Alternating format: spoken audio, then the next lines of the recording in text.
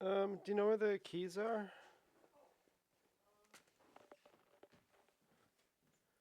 Let's see.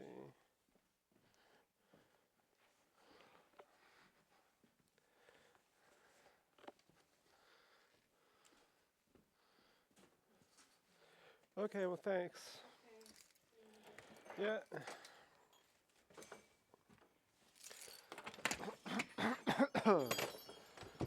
Alrighty.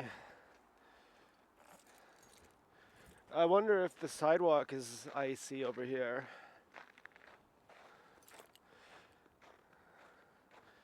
I had some great news. Oh, yeah, it's icy. Need some salt. I ordered eyelid tape. If you have been keeping up with my body dysmorphia, narcissism issues, I had this breakup when I was like 22. More like I was in love with someone who didn't even know my name. And then so afterwards I was like, well, I guess I need cosmetic surgery. Because I didn't realize that basically that I'm poor and she's a whore. Pretty simple equation, really. Okay, so I ordered eyelid tape. Woohoo! Hell yeah. Now I'm trying to angle this camera just right. This could be difficult. I'm wearing it on my head. I actually have self-conscious issues about wearing it on my head just because it's more, I don't know, overt. A guy in a scooter just rode by. Whenever I mention something like that, if you're not being gang-stalked, it means it's something I've been sensitized to. It's some kind of threat. Um, for example, coffee cups. That's a reference to my being poisoned. Here's a missing light. Now, if you saw that missing light, supposing I gave that car the finger and I honked, then the next time I'd go out, there would be a car with a missing light who would give me the finger and honk. And I read this question on Quora. Someone asked me, they said, are targeted individuals aware that the police are told that when you go to them to report gang stalking, that it means that you're doing something wrong? And I said I was not aware of that, but it makes sense that they believe that. That's consistent with their logic. I had heard another. Now here's one in the back. I don't know if you could see the rear view mirror, but there's one of them behind me here. This guy looks like that UFC fighter Khabib. Now I will say my camera's pretty light. You know, it's actually pretty comfortable to wear a camera on my head. And so this gang stalker was saying, I once followed a guy across like the country basically, and he caught on to the fact that I was following him, but it was still his paranoia because I was following him so covertly that he'd have no reason to think that anyone was following him unless he did something wrong. And his paranoia was a manifestation of his guilt, and his guilt was his fear of getting caught. And so I answered basically that, and I said, remember JFK's wife trying to scoop his brains up and put him back together?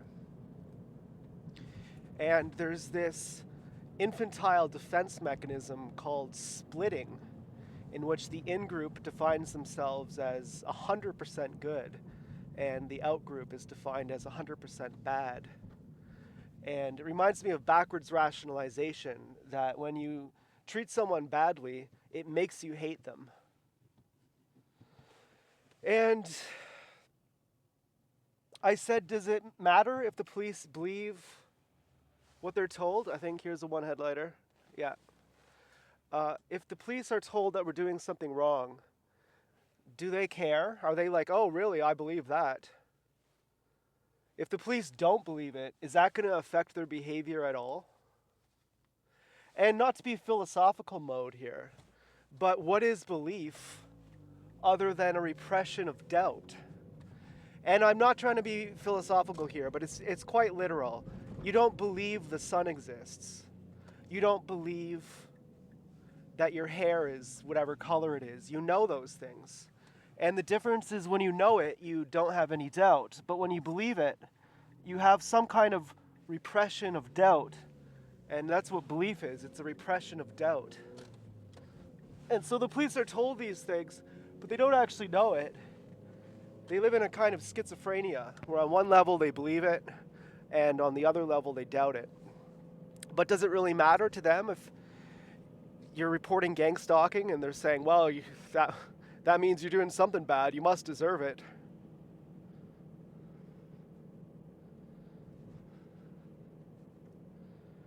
Do you think the police even care? Like, do you think the police are going to say, actually, excuse me, but I don't think that that's right, so I'm not going to follow the orders?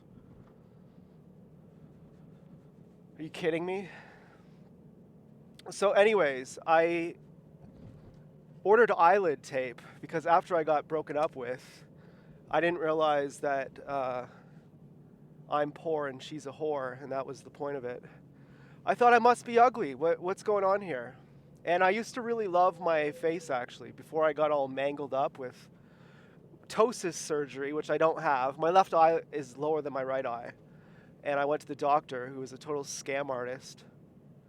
And he was measuring the height of my left versus my right eyelid. Of course, my left eyelid is going to be lower than my right eyelid because my left eye is lower than my right eye. It's not that I have ptosis. So he gave me local anesthetic. He cut out with I think it was a laser, a bunch of my eyelid while I was awake, which was very, very painful. But hey, it was love. You know, I had to do it for love. I went skydiving for love. I was like, I gotta just figure out why I'm so fucked up over this.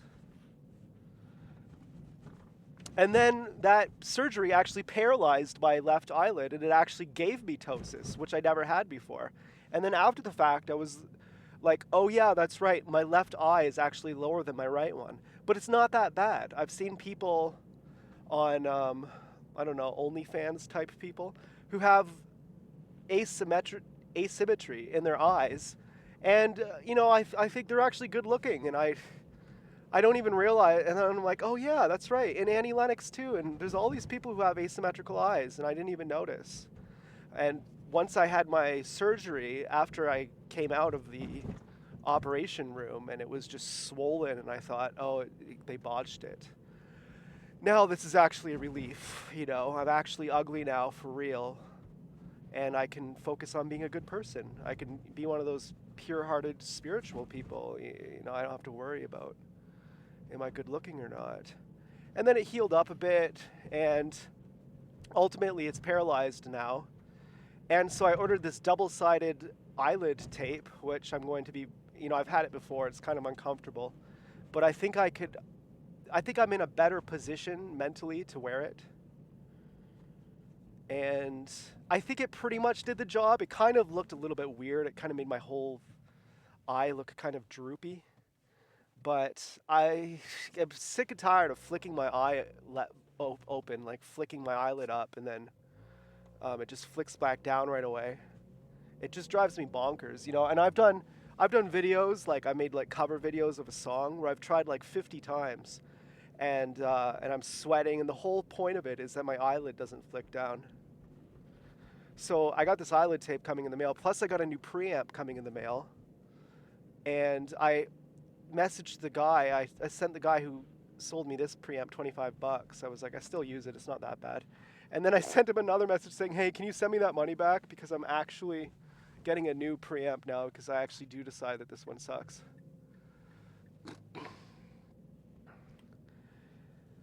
Well, it made a noise too when I had it plugged into the camera, and that kind of ruined my last video.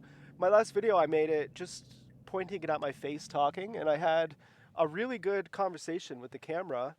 My eyelid didn't flick down the entire time, and I was so happy about it. And then I was, you know, putting it on the tablet to upload it, And there was this like this really loud feedback noise, like crazy loud, like 50 times louder than the noise floor.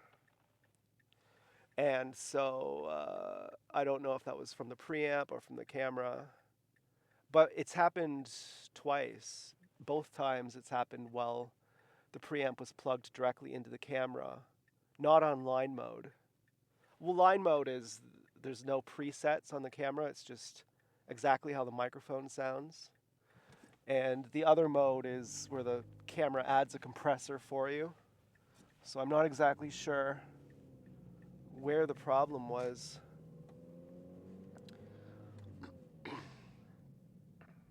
Now I was parked up here once in a handicap spot, but kind of just behind it. But I wasn't parked. I just pulled over for a moment. And you know how they have those like cross section lines? And there was no one else there. You know, I thought I could move in a heartbeat. You know, I just had to do something. And this gang stalking family, I didn't know they were gang stalkers at the time.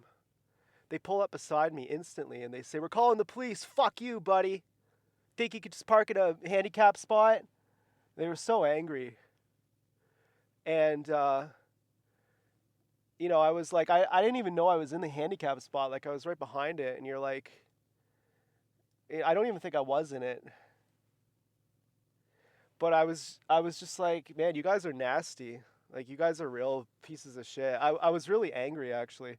And then I saw them at the gym later on and when they were doing their stalking. But you could see how they're so hateful.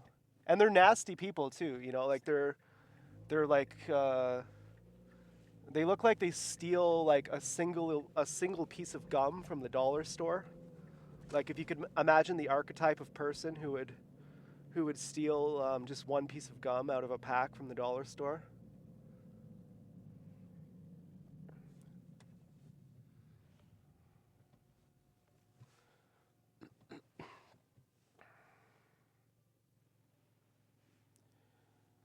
Well, I could.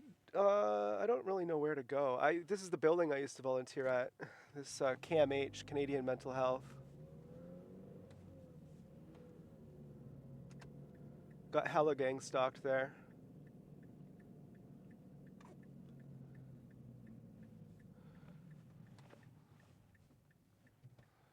Should have probably went just now, but I don't really feel like getting T-boned by a truck.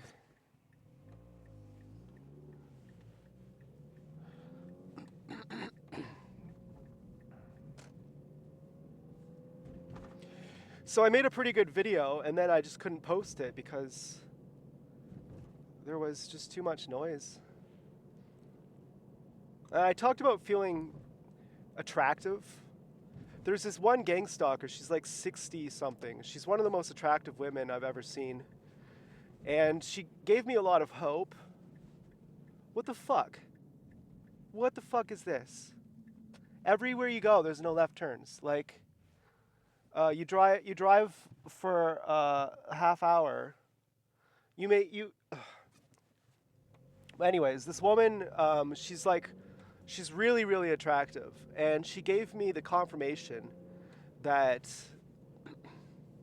I considered she might be the most attractive woman I've ever seen. And even when her daughters who are also very attractive, when I'd see them, I realized that she was more attractive. And so it gave me the confirmation that as I get older, I don't have to feel ugly. I could feel still beautiful because I know she's so beautiful. And I have not felt beautiful for about a couple years. I haven't felt loved by anyone. I haven't felt attractive. I haven't felt like anyone values me. And I think it had something to do with that gang stalker woman because she was so beautiful. She was one of my favorites. She was possibly my favorite. At sometimes she was. And then when I realized she's a gang stalker, suddenly she was so ugly to me. And then my example of someone who has, you know, because I'm getting older, I'm 37, I'm about to be 38, my hair is going gray, and my example of someone who is attractive forever, who is just gorgeous forever. She has that prestige. None of it has been tarnished. She has that, oh my God, oh my God. And, my example of that went away.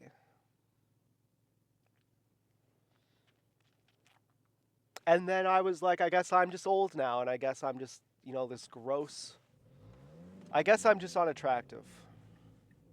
And I missed that, feeling attractive. I missed how nice that is.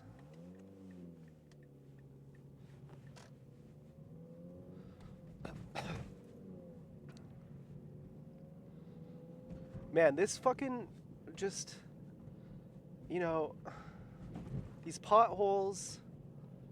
What the fuck is wrong with these government people? They don't fix the potholes. They spend all this money on terrorism, on these wars. They steal all the money. I mean, can you imagine anything more abjectly corrupt? These fat fucking... I was watching this mafia movie, and this guy's like, you don't walk out on Lefty. Lefty walks out on you, pal. And this Donnie Brasco guy. And I found myself, and I think all the mafia works with the police. I don't like any of them. But just in the context of the movie, suspending my disbelief, I found myself siding with the mafia guys. I found myself liking Al Pacino's character, Lefty, a lot better than Donnie Brasco. Even no matter how cool Donnie Brasco looks, it's Johnny Depp. But, and I'm not one for voting, I support Trump, or I support, I'm Canadian anyway. I mean, I was happy Trump won, but when I see people saying fuck Trump, or really getting on side with either side, I'm kind of, I kind of write those people off. Like, an example would be, I heard David Icke talking about this. So the 2019 mass murder, they say the official alternative story, not the mainstream narrative, but the secret one that's actually true, is that there was a lab leak in Wuhan. There was gain of function. Now, of course, I know that viruses don't even exist. And if a so-called bioweapon was released, they wouldn't have to pay hospitals to mark down gunshot deaths as virus deaths. And so the mainstream, or the so-called alternative media, they're like, no, the truth is that it was actually a lab leak. There was actually a bioweapon released. But that's not true at all. The bioweapon was the vaccines, and there was no virus. And the story that there's a bioweapon, that's the CIA story. And so you have the good guys, the good government league, Trump and the man of the people, the populist movement, and they're fighting the bad guys, but they're all part of the same team. I mean, the real de facto president, I've heard, is Larry Fink, who is worth like $50 trillion. He's the de facto president of the world.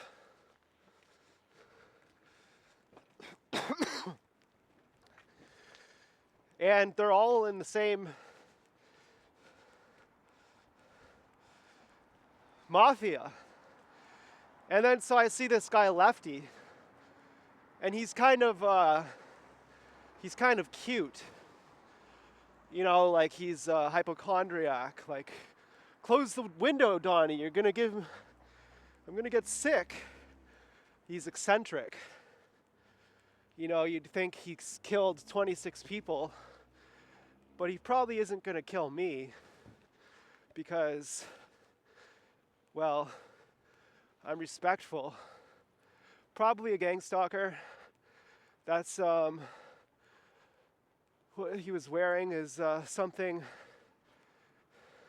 They left a sweater for me once in the woods. They steal your clothes. What kind of investigation breaks into your house, rummages through your underwear drawer, steals your clothes, rips holes in your clothes, vandalizes your house, lasts forever, targets mainly women,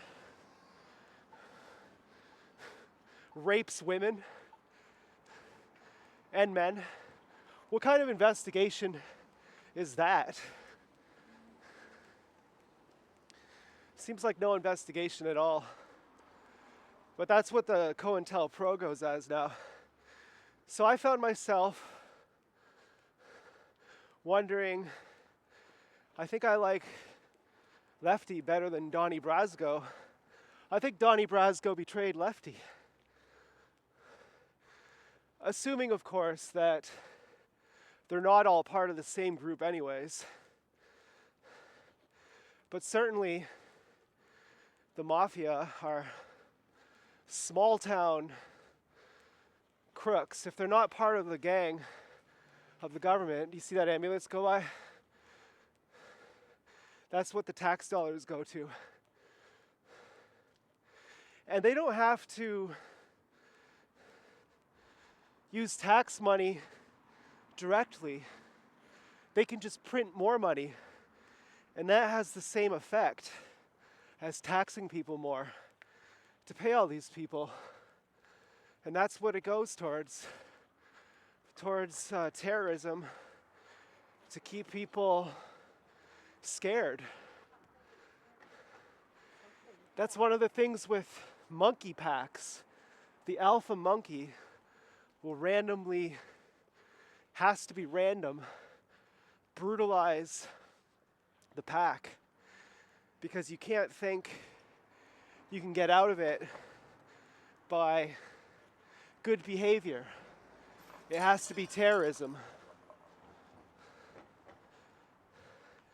to keep everyone in line.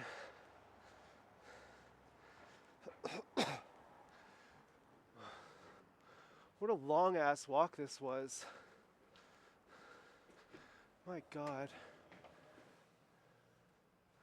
Oh, I thought my camera turned off. And if you abuse them too much, they become apathetic, despondent. If you don't abuse them enough, they don't respect you.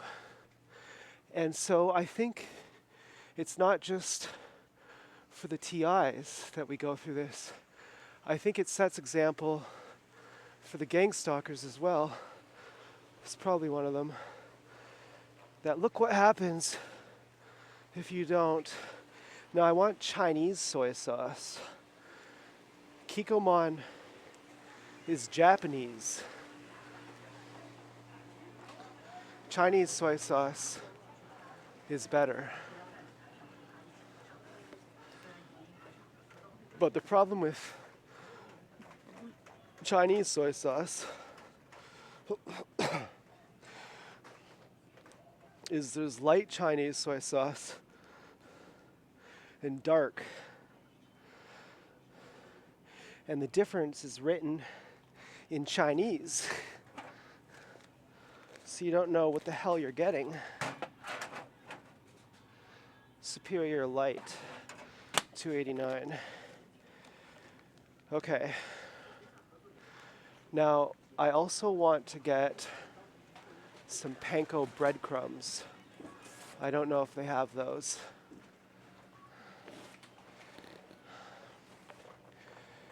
I could go to the bulk barn where this one gang stalker works who, when I had, oh, this might actually be better.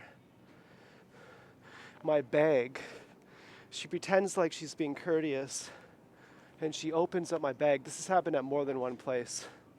They open up my bag to go through it under the guise of putting my groceries in for me.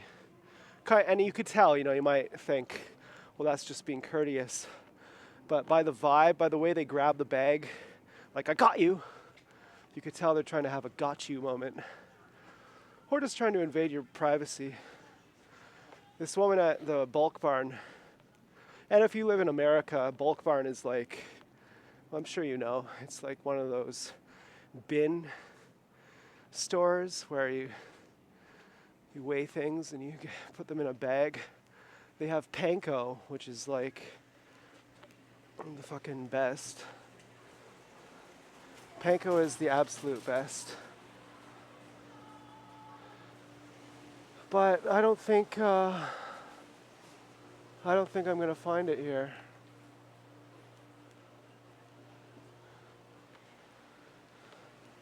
Now another thing that happened is I have a best friend, one of my friends, who I've known since grade 9. And I've never ignored this guy, ever. California sweet potato. Small sweet potato. And I'm 37. I've known this guy since I was in grade 9.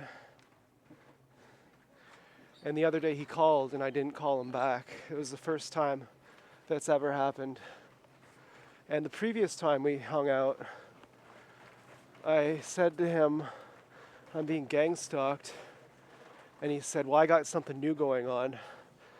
And he had a bag of, the second time the guy touched his face near me. Hi. He had a bottle of Windex, which is a sensitization for me, just sitting randomly by his weed. Okay, do you have a debit card?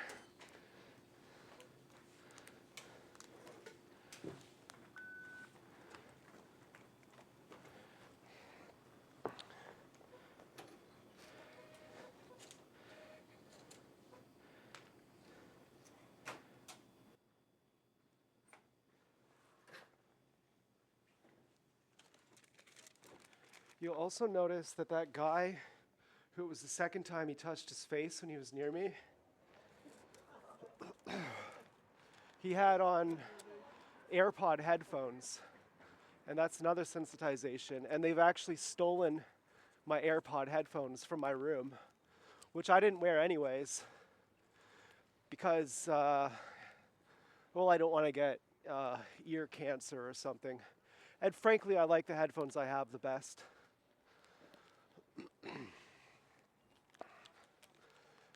And so anyways, my friend, he says, I sold my soul.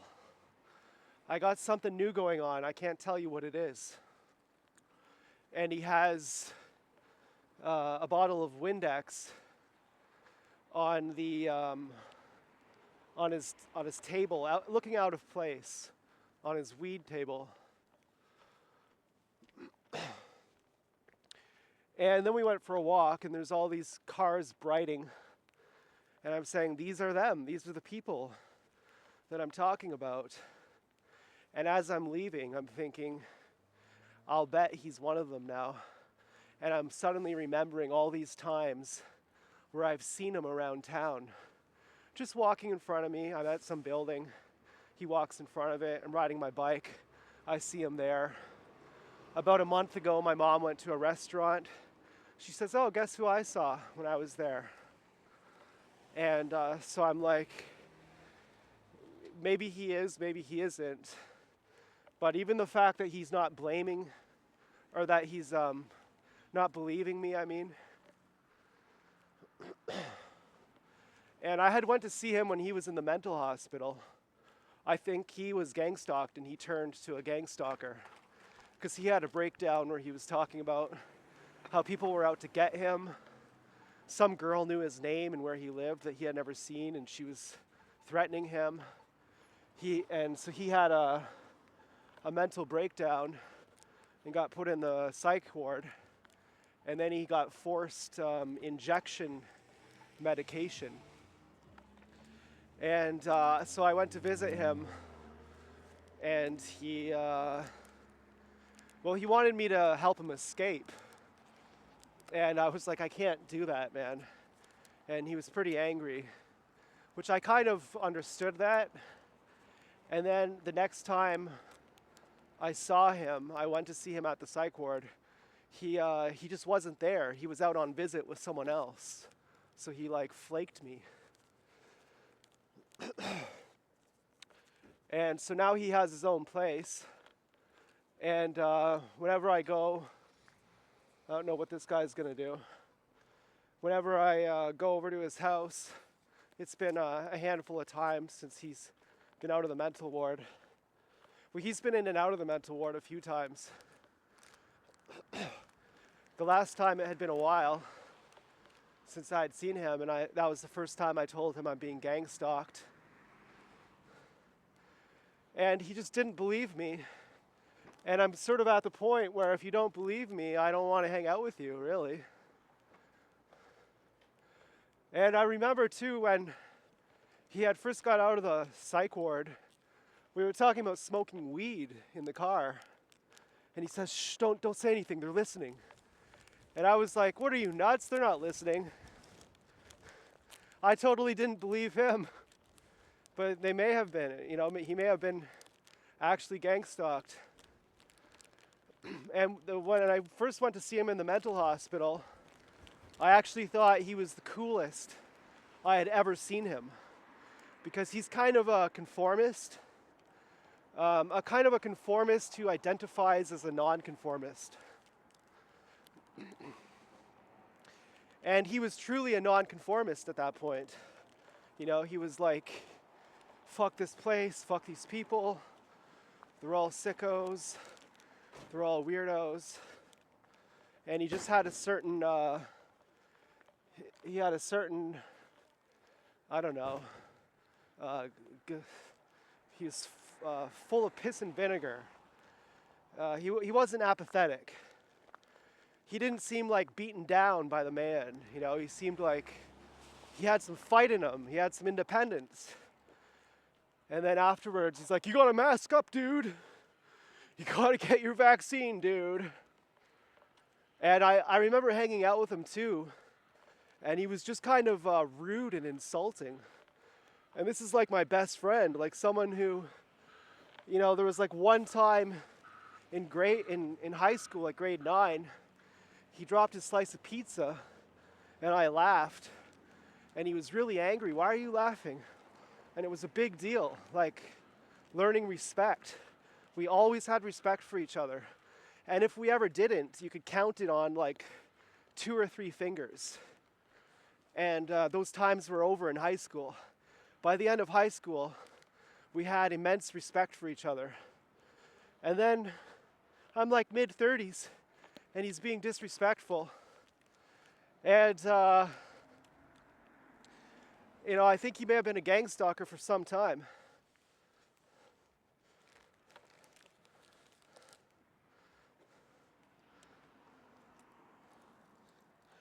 And you might think, well, you wouldn't have known if it didn't happen to you. You would have never believed it. So how could you blame anyone for not believing it? You yourself wouldn't have believed it. Well, that's where karma comes in. Karma is bullshit on some level, because if karma is real, then how the fuck do I deserve this? I don't deserve this. So what is up with karma? How, they'll get, I hate when people say stuff like, well, we're the chosen ones of the Most High. Shut the fuck up, you asshole. You don't know. What if someone actually has reverence for what life is, and they believe your fucking lying ass? You don't have any idea what the Most High is, what your soul is, what God is, and you're lying like it's so nonchalant. Like, well, we're the most chosen from the Most High. And the Lord is going to punish them and kill them, and the crops will not be rained on for them. And God is good. God's just buying his time. God's just, he's taking 5,000 years. But one of these days, he's going to come and make things right. Yeah, if that's true, then how did you end up in this situation? If there's an all-seeing human intelligence looking over us, keeping score of everything, making sure it's all prim and proper, then how did we end up here? Now, on another level, you could say karma has everything to do with who you are. That when you're a bad person, it registers in your mind, and you can't feel clean. You can't feel innocent. There's one headlighter. There's an ambulance. There's a mafiosa. There's a mafia member. There's a criminal. How many kills do they have under their belt? How many people have died because of those people? I saw this news video of this firefighter. She got stabbed to death in her house. And some of the comments were saying, I guess all the perping caught up with her.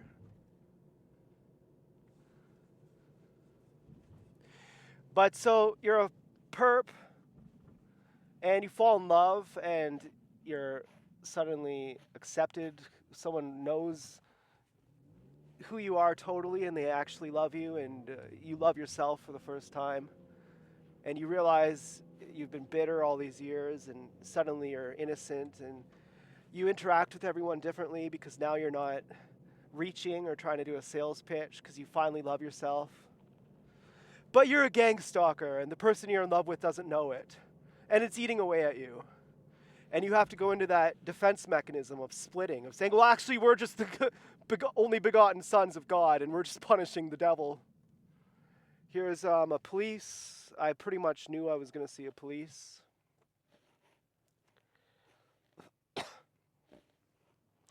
And so how clean can you feel?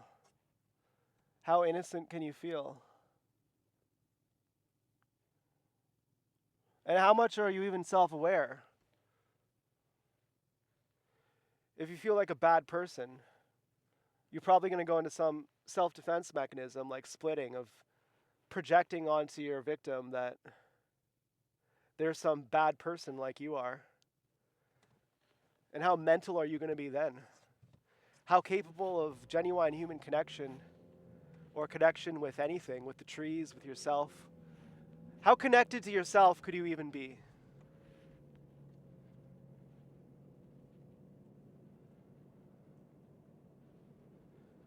And so that's where karma comes in.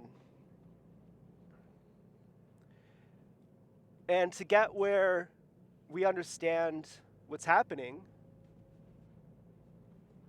is our karma.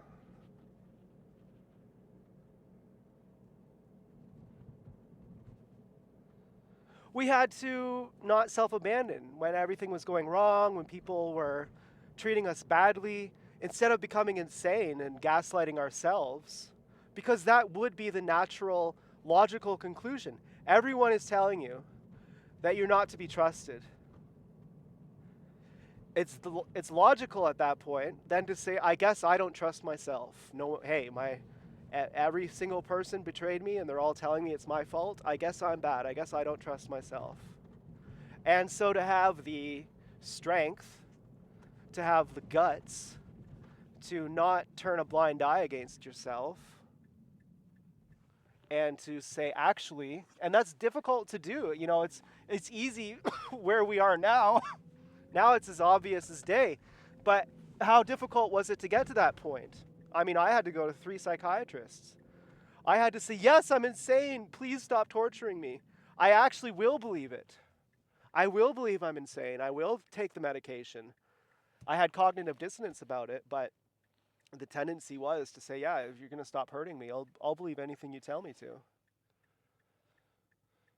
I'll repress my doubt that I'm totally normal and there's a vast conspiracy. And so now we know what's up. Now it's clear. Now there's no possibility of being gaslit anymore.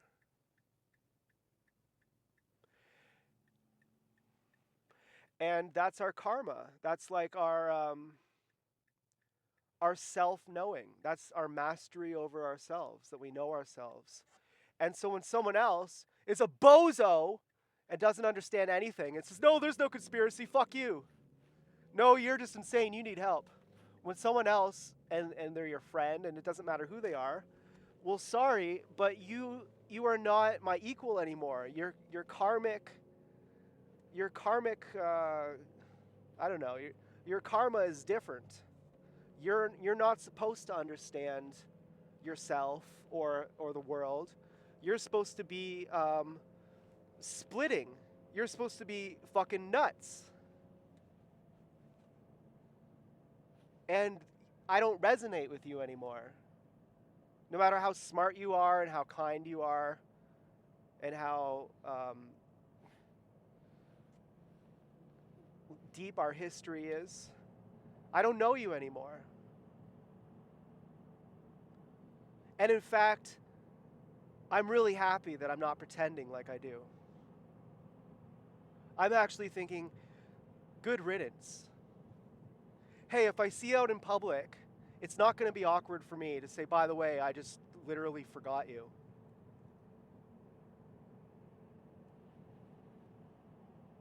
Because I know your karmic debts are not paid. I know that you've turned a blind eye to so much things that matter.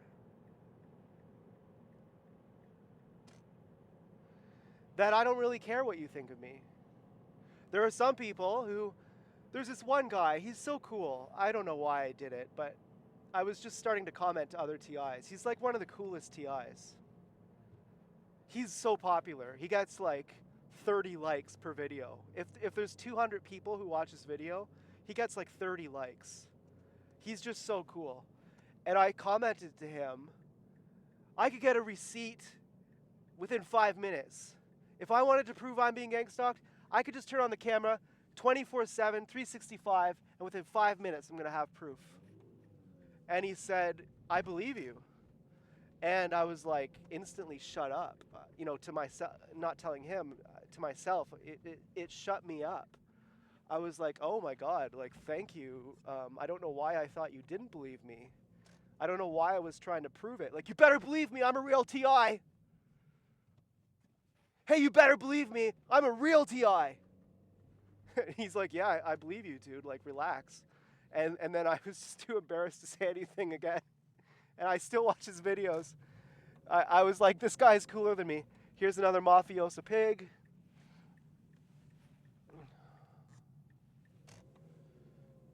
And I've wanted to say, like, hey, sorry for, like, kind of, like, stunting on you there, like, trying to, like, act like I was trying to prove something, I was trying to, like, show you what a man I am or something. I'm the biggest daddy here. And this guy just, it happened too at a group. There was this old woman, and a support group. Oh, shit. My fucking, oh man, this is bad.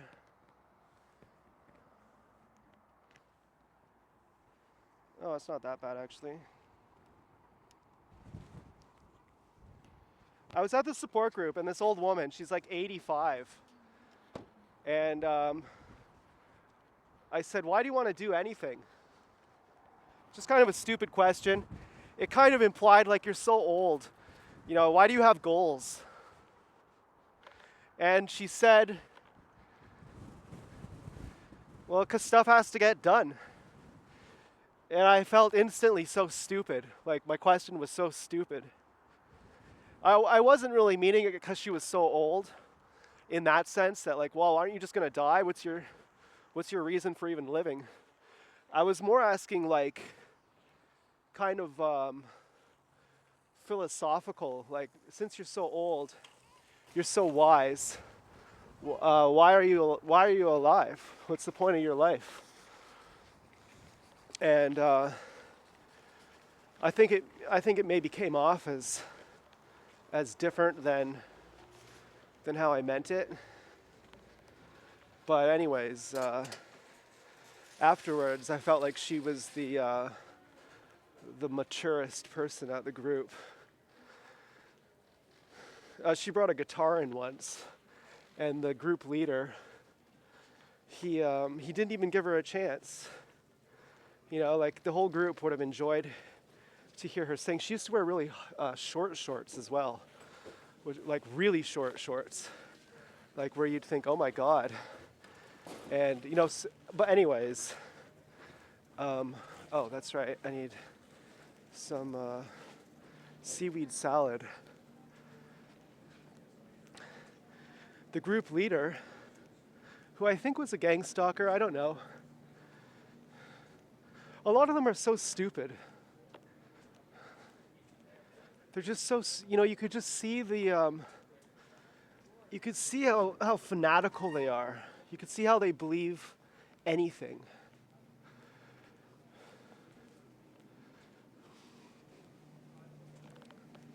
And he didn't give her any time to play her guitar. And the whole group would have loved it.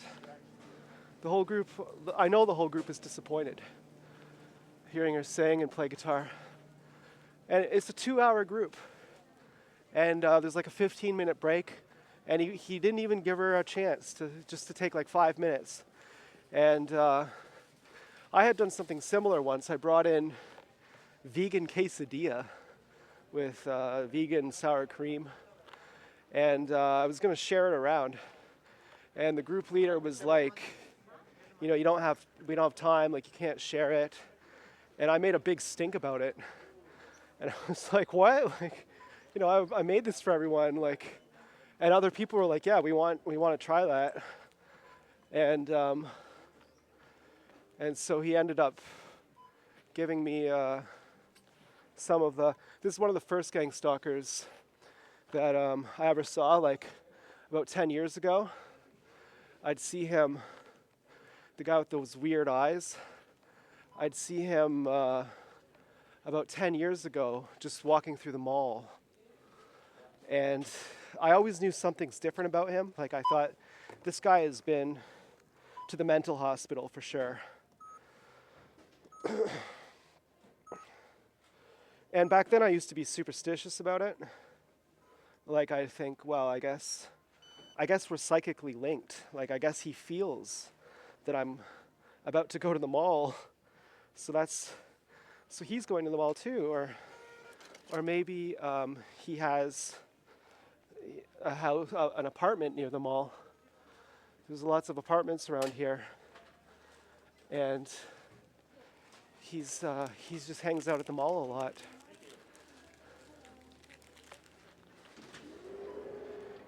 And I always got kind of weird vibes from him. Now I know what they are. And so you can see the smirk, you know, the look, like we're getting you. You thought you could get away with your crimes? Not on my watch.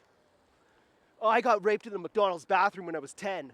Then I went to the psych ward. My dad used to punch me in the face. Now I hunt bad guys for a living. Yeah, I get them begging on their knees. Now my dad's gonna know I'm the strongest.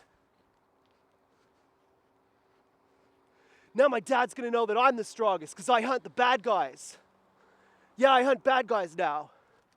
I watch women taking a shit in the bathroom. I watch women changing their newborn baby. I like to watch women changing their newborn baby to make sure that they don't get up to anything nasty.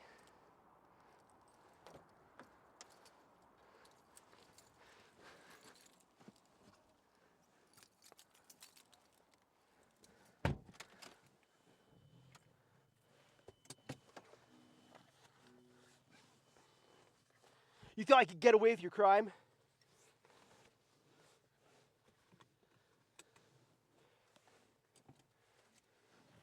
I gotta break in your house, vandalize your underwear, so that way you know that someone from the law is watching you.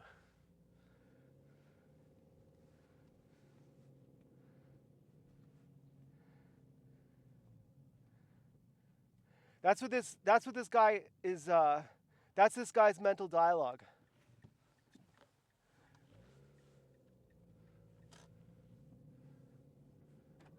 And there's this cop who went to my old support group who would gang stalk me. I saw him at the, this Walmart. I've seen him at the hospital when I went to get rape checked. I saw that old woman at the hospital too when I went to get rape checked. The really good looking one I was talking about earlier. Who I think she works there. But I'm sure she would have made a point to go in view of me. And this cop in the support group, he's saying people are his children. He views people as his children. And that when his parents die, he's going to commit suicide. And one time he's saying, this is the first time that I feel like after my parents die, I'm not going to commit suicide. And there's another guy at that group. He's a law school guy. Very snooty, very condescending, very cognitively aware, but not spiritually aware. And what do I mean by spiritually? Like, he's emotionally aware. If you slight him emotionally, he's going to know. If you slight him verbally, he's going to know. He's really tuned to that. But he's not self-aware on some other level. Like he's saying, I know that you guys think that I'm just, out here making a couple $100,000 a year, and I'm so, cool. I could just go get a job at a car dealership in 2 minutes, and I can make $100,000 a year, no problem. You guys think that I'm, this rich party guy, but actually, I'm actually like pretty upset. Like I actually had to go check myself in the hospital the other day because I was having thoughts about hurting myself. And it's like, actually, I don't think anyone thought, I think this is the third cop I've seen today. I don't think anyone thought that you're this party guy. And he'd say, like, he's the first one to say, hey, you can't give advice, even though you're not even giving advice. Like someone is like, yeah, I had a nightmare and I couldn't move. And someone else says, oh, it sounds like sleep paralysis. I used to have that. And he's like, hey, you can't diagnose. But then he would be preaching to people. And he was another gang stalker, I'm pretty sure. I'm pretty sure he was hired there just to gang stalk. I used to see him bowling, and that was part of the group. We had like support groups that were like, let's just go bowling as a support group. Here's someone walking by the cemetery holding a drink. There's one headlighter. There's a gang, that's one of the nastiest gang stalker, that woman who just walked out. She was one of the ones who I first realized, like when I first went to the psych ward, she was one of the people around that time where I was like, why is this woman always like there whenever I'm there, she's there. Like at the trails, like whenever I go outside, that woman is there. And she had a really nasty kind of look on her face too. She reminded me of this Swan character from Looney Tunes. This like really depressed, smothery swan. I think it was a swan.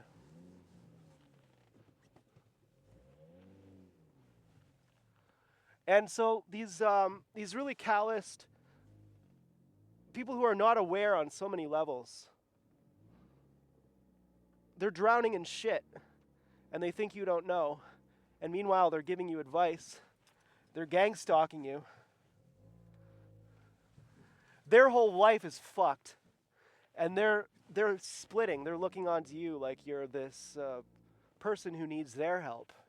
You should be thanking them for being fucking human trafficked by them. And they don't even see the point that they want to put a gun in their fucking mouth. They don't even see the point. Why do you think that is? Because everything you say is duplicitous? Because you yourself are a lie? Don't you know what karma is?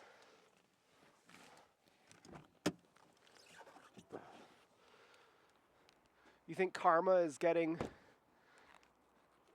$100,000?